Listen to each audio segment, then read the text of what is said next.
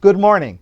Today is Wednesday, September 16th, 2020. So what I would like to share with you this morning is not a story from Rabbi Biederman, but a Dvar Torah. And it starts out a bit technical. So I ask you to please bear with me. But the message that it derives is magnificent. It will change the way that you experience Rosh Hashana. So it's very curious that nowhere in the Torah does the Torah say on Rosh Hashana, blow a shofar. It sounds kind of surprising, but there is no such pasuk. There is no verse. There is a verse that says that Rosh Hashana is Yom Trua, the day of the Trua sound. Okay, maybe you want to interpret that to mean if it's the day of the Trua sound, presumably it's the day of the Trua sound because you're blowing the Trua from the shofar. Okay, but that's not what the Torah says.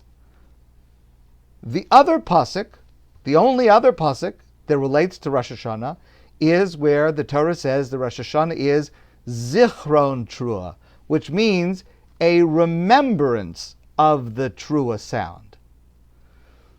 That sounds even less like an obligation to blow the shofar. In fact, later on our rabbis interpret that pasuk to be a remez, a hint to the later rabbinic legislation that we discussed last Thursday night, that if Rosh Hashanah falls on Shabbos, we do not blow shofar on Rosh Hashanah that falls on Shabbos because of a rabbinic decree. We discussed that last Thursday night. But our rabbis use this verse as a hint, Zichron Trua, meaning there could be a day of Rosh Hashanah where you're not blowing the shofar at all, but you're remembering the shofar. It's a day to remember the shofar. But those are the only two psukim that relate to this subject, and it's just very strange. Why does the Torah not simply say, on Rosh Hashanah, blow the shofar?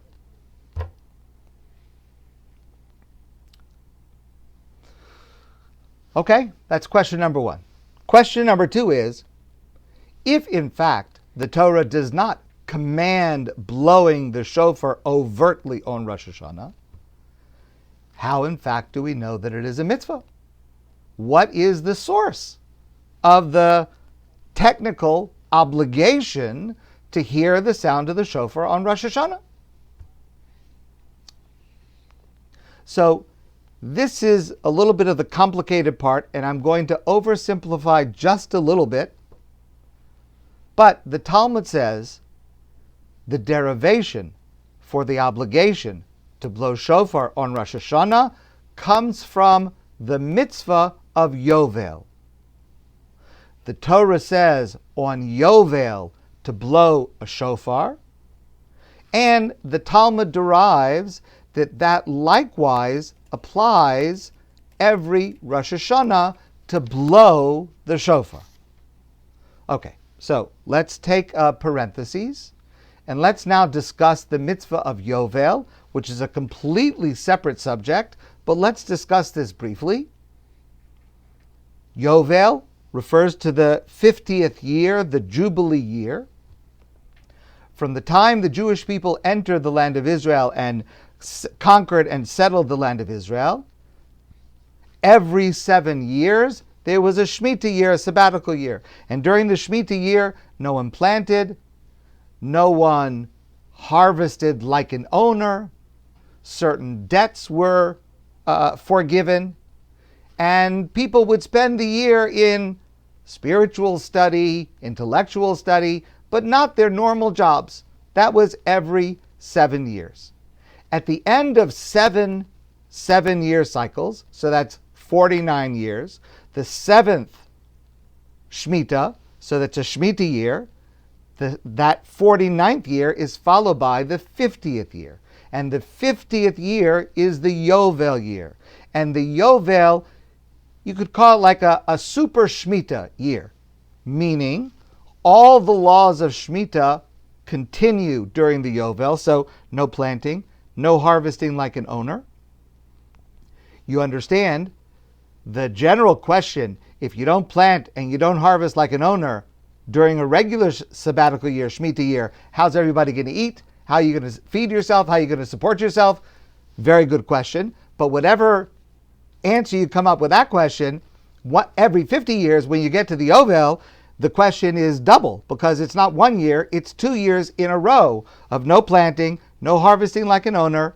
So that requires an answer to understand how society would function. We'll leave that to the side for a moment.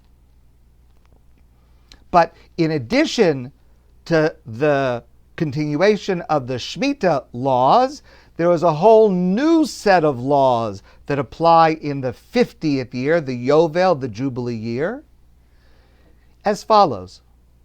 All land in Israel that had been sold during the previous 49 years reverts to the original owner.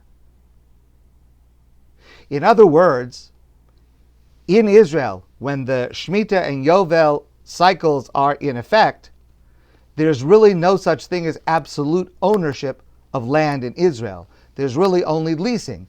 If I buy a piece of land from you, I'm really not buying it. I am leasing it for the number of years until the Yovel. Of course, if I lease it at the early in the 49-year cycle, the price is going to be quite high because I have till Yovel. The price will keep going down as you get closer to Yovel. It's maybe a 1 year, 2 year, 1 year lease, so the price is much lower. So this has a tremendous impact on the economics, but everything reverts back to its original ownership. Also, as I mentioned before, certain personal debts are forgiven. Also, all servants go free. And all of these transformations begin with a shofar blast. The Torah says on Yovel, you blow the shofar. Okay, so the derivation is going to be, the Torah says you blow shofar on Yovel, and the Talmud makes a connection between Yovel and Rosh Hashana, and therefore the Talmud says on Rosh Hashana we also blow the shofar. But here's the problem. On Yovel, we don't blow the shofar on Rosh Hashana. We blow the shofar on Yom Kippur. And we don't blow the trua sound. We only blow the tekiah sound. And on Yovel, we only blow one blast. Not 100, not 60, not 30, not any of the numbers that we blow on Rosh Hashanah. One tekiah blast on Yom Kippur. Further than that, there's a difference of opinion about how many Yovel years were actually observed so far in Jewish history, because it requires that the Jewish people had to enter the land of Israel, conquer and settle the land of Israel, and it only applied while a majority of the world's Jews were living in Israel, and also while the Beit HaMikdash was standing. So it only applied up until some portion of the first temple period. Didn't apply at all in the second temple period, according to most opinions. So there are different opinions about how many Yovels there were. The opinion with the highest number is 17. So 17 times so far in Jewish history, on Yom Kippur, one tekiah was blown. And that is the source of our practice to blow shofar on Rosh Hashanah every year, 100 sounds, 30 sounds, whatever the number is, tekiah, shvarim, trua, tekiah, as I described. What kind of sense does that make? How does that work?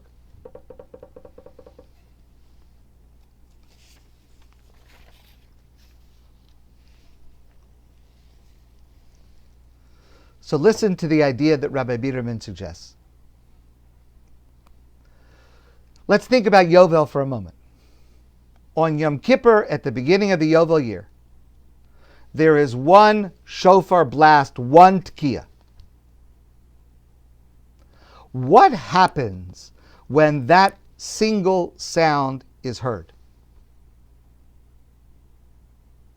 A complete, revolutionary, radical transformation of the life of every single individual and the life of the entire society.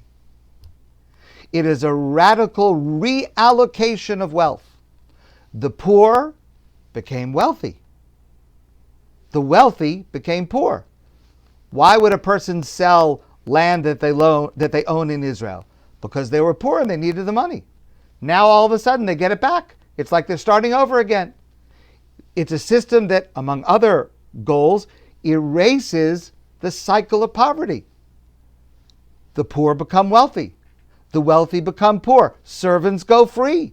That single shofar sound ushered in a new world. Nothing was the same after that one shofar blast on the Yovel. And that is what you need to know about Rosh Hashanah. The potential for radical transformation in the life of every one of us as individuals and in the life of a society and in the life of the world. Anything can turn around on Rosh Hashanah. You know, there's a famous line, beautiful line, that we say on Rosh Hashanah when we do blow shofar. It's a short poem. Hayom haras olam. We usually translate that is, today is the birthday of the world. Today is the anniversary of creation. But there's a scholar who wrote a very important work called Ya'aras Tavash, and he suggests the translation is different. Hayom haras olam is in the present tense. Today is the creation of a new world. This Rosh Hashanah 5781, this Shabbos and Sunday, God creates a new world now. The world that exists right now will be finished on Friday afternoon. Starting Shabbos 5781, it will be a new world with new opportunities and new realities. And that is ushered in by the Rosh Hashanah shofar, just like that radically transformed new reality was ushered in by that one tekiah blast at the Yovel. Our rabbis want us on Rosh Hashanah, when we mention the shofar on Shabbos and when we blow and hear the sounds of the shofar on Rosh Hashanah, they want us to think about the source. They want us to think about blowing the shofar on Yovel and the potential for an equivalent transformation in our lives. That's why the derivation is so technical and so circuitous, because our rabbis want us in our minds to invoke and to hear that sound, because it's that transformation that can apply on our Rosh Hashanah 5781.